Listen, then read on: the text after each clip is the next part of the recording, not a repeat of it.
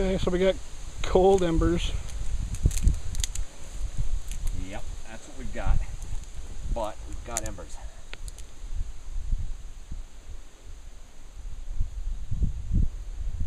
Let's get this.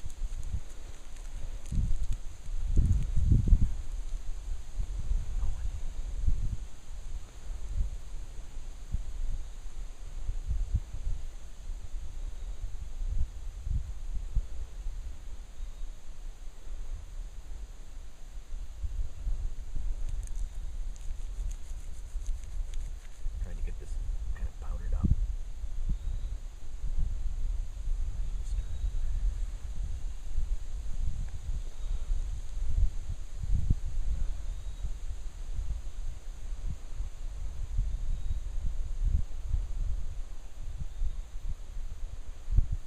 Everything's still so damp.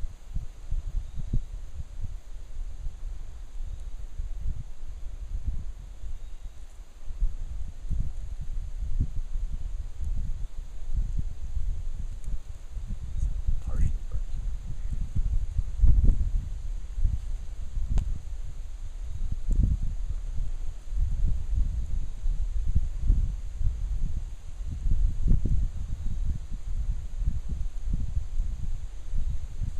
It's really hot. It's burning my face right off. There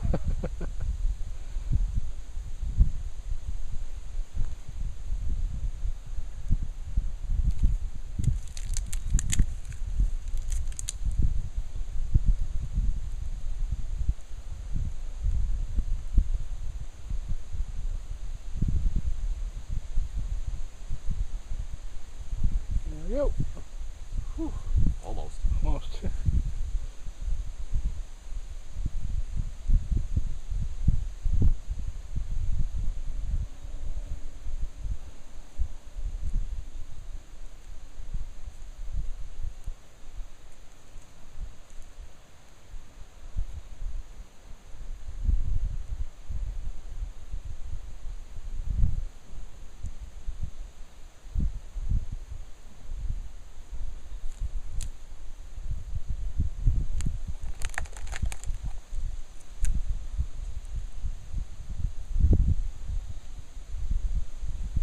I think that wind was burning most of it for us while we were gone. Yeah.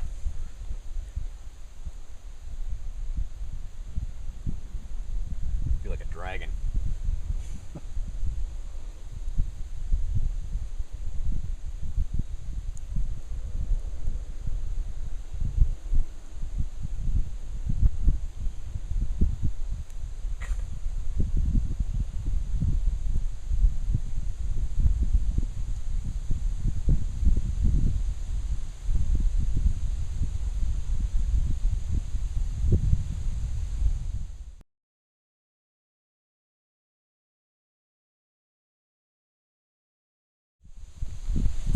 There we go. I do believe that's more weather coming in though. It's dark. Wind's picking up. Cooler. That rain tarp going on my shelter. I don't blame you.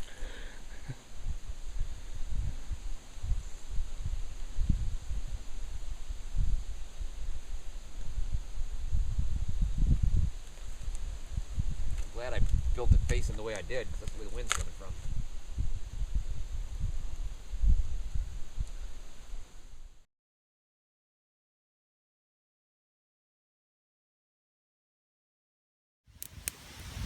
All right, go. All right. So I'm cutting up the leeks that I dug up, and got them in a little water here just to get them rinsed off before I put them in the pot. This will add, you cut them up, and it's the same as if you cut up an onion or something, basically. It'll add more flavor, and it'll go a lot further. And actually, before I made a nice little soup with had the leeks and bull thistle stalk, cut that up real small, and burdock root, and it was really good actually. I just wanted something to keep me alive for a couple days, and it was pretty darn tasty. These guys, they've got a lot of flavor. if you're actually using them as a substitute for onion in a recipe, you want to use less probably. They go a long way. They've got a nice pungent aroma when they're ripe. In the spring especially, when the leaves are out. You can eat the leaves too. They definitely smell. You won't be making a lot of friends until you've had a good thorough brushing, wobbing, and all that. But they will make just about anything you decide to cook more palatable.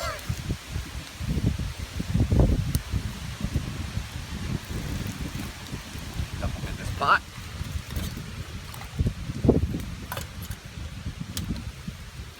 That over there. Hopefully it won't melt the plastic top on that.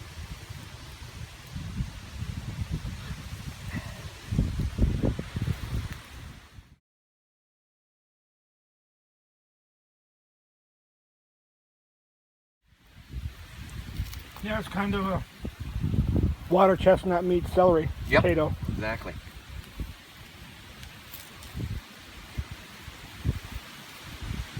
It's amazing, really.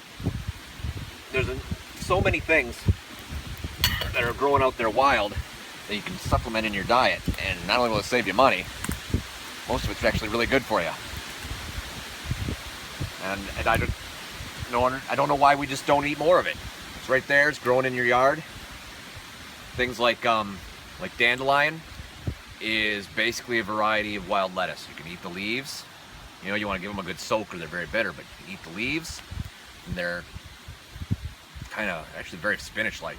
The roots you can dry out, grind up, and make coffee out of. It's a great coffee substitute, or a coffee extender even. You can mix it in because it's a relative of chicory, and a lot of people may know that chicory is a coffee substitute / extender. You can mix it with your regular coffee, make it go further. So it's an excellent decaf, and it's got, and I can't remember the name of it, but inulin or something in it. It actually will help regulate your blood sugar if you have blood sugar issues. So many things out there that are handy, and the dandelion blossoms are also incredibly edible. I spent most of the summer and spring gathering those, battering them and frying them, and those were my lunch. Really tasty. Now I'm putting more jerky in there. City boy squirrel. City boy squirrel right there.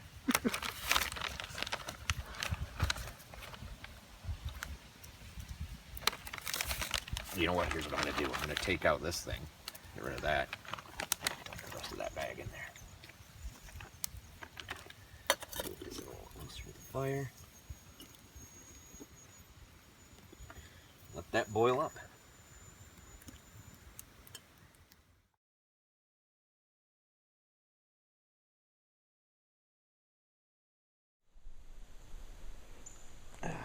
All right. Okay. Well, the rain has stopped. We're enjoying a nice cup of coffee. And came over to inspect my shelter. And actually, surprisingly, stayed fairly dry compared to everything else around it. That doesn't mean I'm not going to try to put some more stuff on top. But even just that little bit, it would have helped. If I had to stay out here in that horrible torrential downpour we had, at least I would have been semi-dry. You know how you stay dry? You get a tent. Yeah. You can get a tent. This is the cameraman's tent. Pussy. Sorry, I didn't mean that.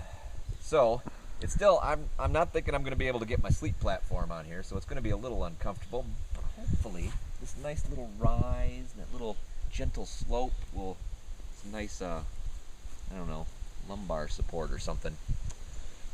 I don't know. Probably not going to be doing a whole lot of sleeping anyway. Not with coffee this strong. Yeah.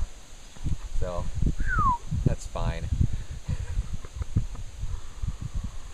Worst comes to worst, you do have a rain tarp I can throw on there. Oh, no. I can totally use a rain tarp. I brought the rain tarp. I can use it. I'll kick you out of the tent if I have to. You can do that, and I'll go sleep in that. Well, Mr. Lock it. I'll lock it.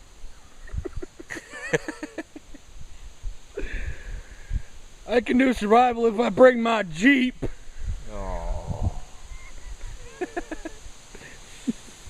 got to use what's on hand. That's the first rule. Whatever you've got, you use it. I got a 4-wheel drive vehicle. We put the seats down, I'll just sleep right in there.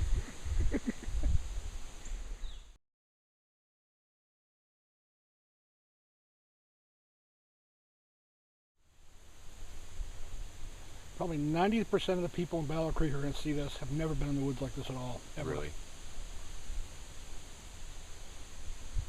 See, and that's the thing. It always surprises me because I grew up here, and you talk to people and they have no idea what you're talking about. And boy, when I moved to Lansing, that was a shocker right there. It's like I moved to a different country. People didn't even know what trees were. Yeah, really. Was talking to people about the shelter building. That's what surprised me, because that's just stuff that I did when I was a kid. You know, all the time we were kids, we'd just come out and we'd build shelters. That's what we did, just for fun, and we'd just play under a day, and that's it. And I'm talking with somebody at work, and they're like, well, how do you build a shelter? And I'm just like, what? Were you ever a child? And that was when I started realizing that not a lot of people do this stuff. Actually, must be some more of that broth. You would. Doesn't matter which one, I don't think. I thought maybe if there's some way cool I can help people learn this stuff. Because you hear about all the people like hikers or whatever, they get lost, they get trapped. For 2 days and die. Exactly, and it's just, this is basic stuff. This is, our bodies really are built for this, more or less. And we've conditioned ourselves over generations to live basically an extremely cushy life, and now we just don't know what to do when we're back in a more natural environment. We have everything built right into our genes to survive it, but it's accessing that part of us. It's basically like the society created is like a drug, and we've become addicted to it. So this is my rehab.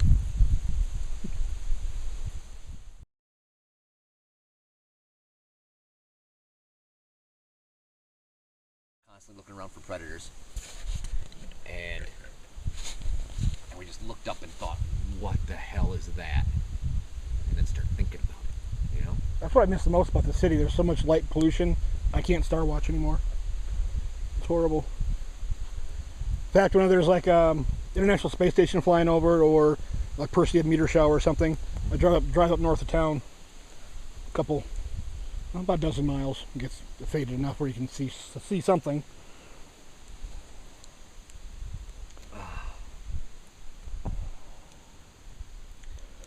Thank you for dinner. That was brilliant. Absolutely. Yep, for me that's the point, really, that I think we really became humans, that we defined ourselves as human, was when we could just started looking up at the stars and thinking about them. You know, just when you had that time, once we had everything else established, that we had that time. Like, until then, we may have had fire, we may have had tools, but we were just animals using those things. But when we could just sit back at night and look at the stars and just ask ourselves, what is that? And then start coming up with answers, be they correct answers or not. But you start coming up with rationalizing what that big black sparkly thing is. That's, I think, the point when human beings became human beings.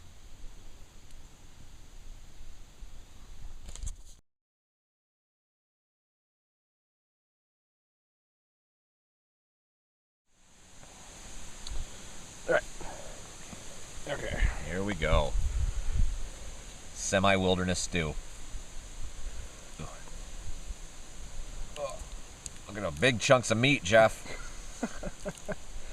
That'll lure Bigfoot. There you go. It's not a bear-proof tent either, so you might want to save all flatulence till the return trip. Yeah. Yeah. Let's see how that goes. All right. I'll try this. Actually, No you first. Oh, great. It smells really good. It smells like beef jerky. It's very hot. Holy cats, that's good. All right. Wow.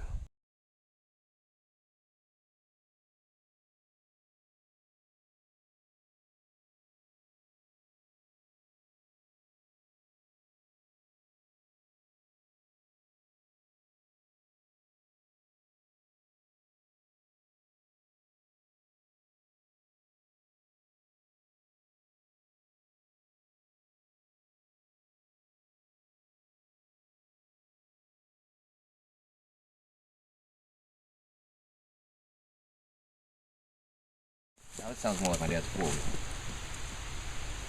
go over here and get back on the trail.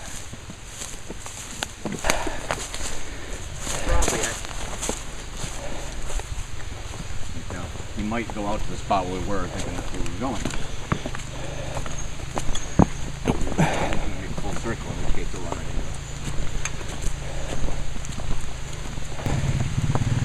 it.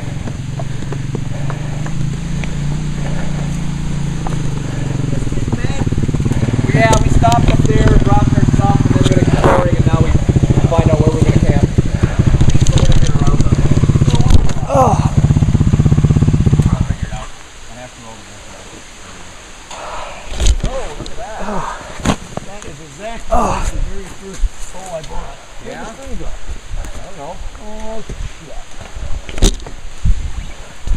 Oh, I'm sitting on it. Oh. It needs a new one anyway, but it's nice to have the old one to take in. Yeah, this. Bear? Yeah, bear grayling.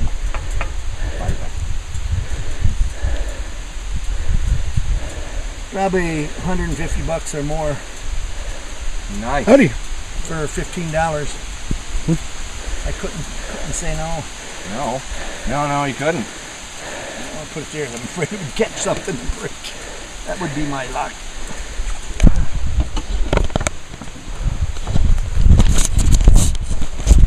That might even be better than that.